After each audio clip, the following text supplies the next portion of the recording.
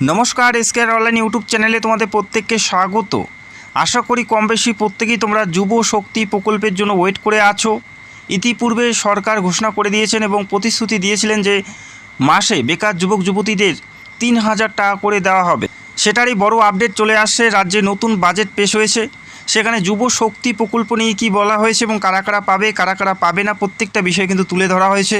তো ভিডিওটি দেখো, যারা তোমরা যুব শক্তি প্রকল্পের জন্য ওয়েট করছো, তো ভিডিওটি দেখলে আশা করি প্রত্যেকটা বিষয় তোমাদের ক্লিয়ার হয়ে যাবে এবং নতুন করে অ্যাপ্লাই করতে হবে কিনা এবং কী কী ডকুমেন্টস প্রয়োজন থাকবে প্রত্যেকটা বিষয় ক্লিয়ার হবে এই ভিডিওতে। তো ভিডিওটি সম্পূর্ণ দেখো। এই মুহূর্তে তোমরা দেখতে পাচ্ছ এই বছরের নতুন যেটা বাজেট পেশ হলো সেই বাজেটের পিডিএফ তোমরা দেখতে পাচ্ছ। তো প্রথমে আমরা দেখে নিচ্ছি বাজেটে কি উল্লেখ করা আছে।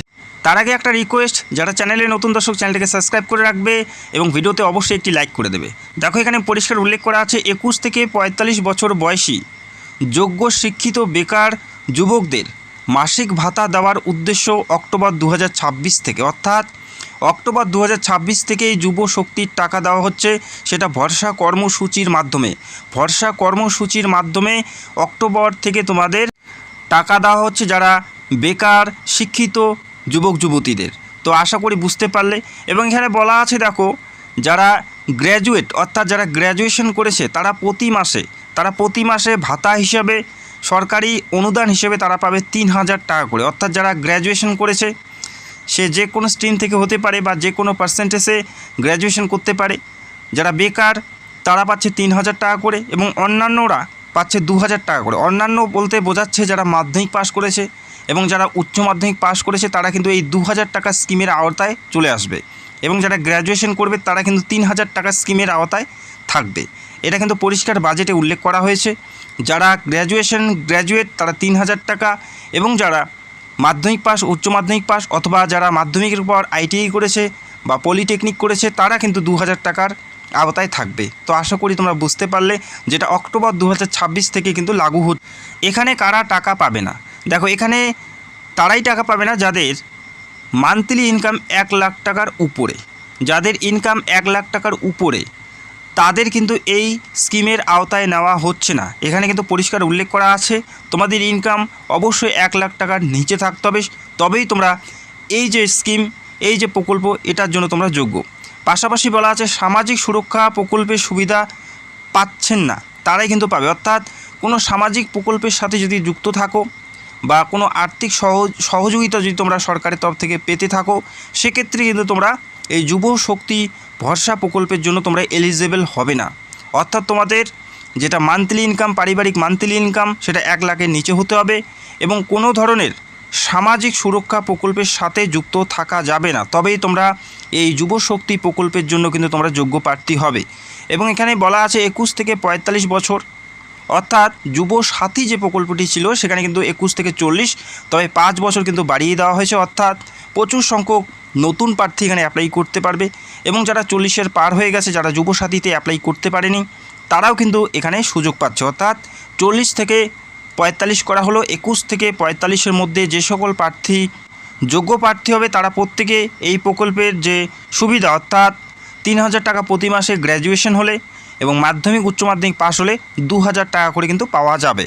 তো আশা রাখছি তোমরা বুঝতে পারলে। তবে অক্টোবরের আগে কিন্তু এই যে প্রকল্প সেটার কিন্তু কোনো ধরনের ফর্ম ফিল আপ বা অ্যাপ্লাই কিন্তু শুরু হচ্ছে না, সেটা কিন্তু অক্টোবর 2026-এর পরেই হচ্ছে। এই বাজেটে কিন্তু সেটাই পরিষ্কার উল্লেখ করা আছে। তো আশা রাখছি তোমরা বুঝতে পারলে। আর আরেকটা কথা জানিয়ে দিচ্ছি, এখানে কিন্তু নতুন করে তোমাদের ফর্ম ফিল আপ করতে হবে। যেমন লক্ষ্মীর ভাণ্ডার থেকে অন্নপূর্ণা ভাণ্ডারে অন্তর্ভুক্ত করার জন্য নতুন অ্যাপ্লিকেশন শুরু হয়েছে, যেখানে অ্যাপ্লাই করার পর যদি যোগ্য হও সেক্ষেত্রেই তোমাদের অন্নপূর্ণা ভাণ্ডারে নাম আসবে। ঠিক একইভাবে যারা যুব সাথীতে আছে, যুব সাথী প্রকল্পের সাথে যুক্ত ছিল, তাদের প্রত্যেকেরই নতুন করে অ্যাপ্লাই করতে হবে। যদি যোগ্য হও সেক্ষেত্রেই তোমরা পাবে, এমনটা কিন্তু হবে না যে যুব সাথীতে নাম আছে তারা প্রত্যেকেই এই যুব শক্তি ভরসা কার্ডের জন্য যোগ্য হবে, এমন নয়। আবার অ্যাপ্লাই করতে হবে, তারপরে যদি যোগ্য হও সেক্ষেত্রেই কিন্তু তোমরা এই স্কিমের আওতায় চলে আসবে। তো আশা রাখছি তোমরা বুঝতে পারলে। অক্টোবর 2026-এর পরেই কিন্তু এই যে ভরসা কার্ড স্কিম অর্থাৎ কর্মসূচি সেটা কিন্তু চালু হচ্ছে, এর আগে কিন্তু চালু হচ্ছে না। এই প্রকল্পের জন্য যারা যারা যোগ্য প্রার্থী তাদের কি কি ডকুমেন্টস দিতে হবে এবং কি কি গাইডলাইনগুলো তোমাদের ফলো করতে হবে সেটা আমি ক্লিয়ার করে দিচ্ছি এবং পরবর্তীতে আরও নতুন করে নির্দেশিকা জারি হতে পারে। বাজেটে কিন্তু সেটাই বলা হয়েছিল যে নতুন করে গাইডলাইন প্রকাশিত হবে। তবে এই প্রকল্পে আবেদন করার জন্য অবশ্যই প্রার্থীকে must B a permanent resident of West Bengal, পশ্চিমবঙ্গের স্থায়ী বাসিন্দা হতে হবে। পশ্চিমবঙ্গের স্থায়ী বাসিন্দা তোমাদের থাকতে হবে। আর প্রার্থীকে অবশ্যই একজন বেকার হতে হবে, প্রার্থীকে একজন বেকার এবং শিক্ষিত হতে হবে। তো আশা রাখছি বুঝতে পারলে। যুব শক্তি প্রকল্পের জন্য এই গাইডলাইনগুলো তোমাদের ফলো করতে হবে। এবং যুব সাথীতে প্রচুর সংখ্যক প্রার্থী আছে যারা মাধ্যমিক পাশ করেনি, পাশাপাশি ভিন্ন রাজ্য থেকে অ্যাপ্লাই করেও কিন্তু টাকা পেয়েছে। তো এগুলো কিন্তু তোমাদের চেক করা হবে। এবং তোমাদের যেটা বলা আছে, no regular monthly income above the specific threshold. তো এখানে কিন্তু তোমাদের একটি নির্দিষ্ট পরিমাণের মান্থলি ইনকামের মধ্যেই তোমাদের থাকতে হবে, তার বেশি হলে এখানে যোগ্য হবে না। এবং সেটা তো বলেই দিয়েছে যে 1 লাখ টাকার নিচে তোমাদের আর্নিং থাকতে হবে। 1 লাখ টাকার নিচে আর্নিং হলেই তবেই কিন্তু এখানে অ্যাপ্লাই করা যাবে। এবং আরও একটা কথা জানিয়ে দিচ্ছি, অনেকে তোমরা কমেন্ট করো যে এমপ্লয়মেন্ট এক্সচেঞ্জ কার্ড, এটা কিন্তু অতটা প্রযোজ্য হবে না আশা রাখছি। অনেকে তোমরা কমেন্ট করো, সেটা কিন্তু প্রযোজ্য হবে না। এবং ডিবিটির মাধ্যমেই কিন্তু তোমাদের টাকাটা দেওয়া হবে। ডিবিটির মাধ্যমে টাকা দেওয়া হবে, অর্থাৎ তোমাদের আধারের সাথে যে ব্যাঙ্ক অ্যাকাউন্ট লিঙ্ক আছে সেই অ্যাকাউন্টে তোমাদের টাকা দেওয়া হবে। তো অবশ্যই যাদের ডিবিটি করা নেই সেটা অবশ্যই চেক আউট করে ডিবিটি যত তাড়াতাড়ি শীঘ্র তোমরা করে নেবে। আধার কার্ড অবশ্যই তোমাদের প্রয়োজন থাকবে। যারা দীর্ঘদিন আগে আধার কার্ড বানিয়েছে তবে আর কোনো ধরনের আপডেট করেনি, যেমন ফটোগ্রাফ থেকে শুরু করে ফিঙ্গারপ্রিন্ট, তো তাদের উদ্দেশ্যে আমি পার্সোনালি বলবো অবশ্যই তোমাদের আধার কার্ডগুলো আপডেট করবে। যেমন তোমাদের ফিঙ্গারপ্রিন্ট থেকে শুরু করে তোমাদের ফটো এবং তোমাদের ফিঙ্গারপ্রিন্ট, এগুলো অবশ্যই তোমাদের আপডেট করতে হবে। যারা দীর্ঘদিন থেকে আধার কার্ড আপডেট করেনি তাদের জন্য। এবং মোবাইল নাম্বার যদি রেজিস্টার না থাকে সেক্ষেত্রে মোবাইল নাম্বারটাও অবশ্যই রেজিস্টার করবে। রেসিডেন্স সার্টিফিকেট তোমাদের দিতে হবে। এজ প্রুফ সার্টিফিকেট হিসেবে মাধ্যমিকের অ্যাডমিট কার্ড তোমাদের প্রয়োজন থাকবে। এরপরে এডুকেশন কোয়ালিফিকেশন সার্টিফিকেট, যদি মাধ্যমিক পাশে অ্যাপ্লাই করো সেক্ষেত্রে মাধ্যমিক পাস সার্টিফিকেট এবং মার্কশিট। এবং যারা গ্র্যাজুয়েশনে অ্যাপ্লাই করবে সেক্ষেত্রে তাদের গ্র্যাজুয়েশন, এবং যারা উচ্চ মাধ্যমিক পাশে অ্যাপ্লাই করবে তাদের উচ্চ মাধ্যমিক পাশের সার্টিফিকেট। মোবাইল নাম্বার, পাসপোর্ট সাইজের ছবি, ব্যাঙ্ক পাসবুক যদি তোমরা অফলাইনের মাধ্যমে অ্যাপ্লাই করো সেক্ষেত্রে, এবং এমপ্লয়মেন্ট এক্সচেঞ্জ রেজিস্ট্রেশন সার্টিফিকেট, এটা কিন্তু প্রযোজ্য থাকবে না। অনেকে তোমরা কমেন্ট করো, এটা কিন্তু দরকার পড়বে না আশা রাখছি।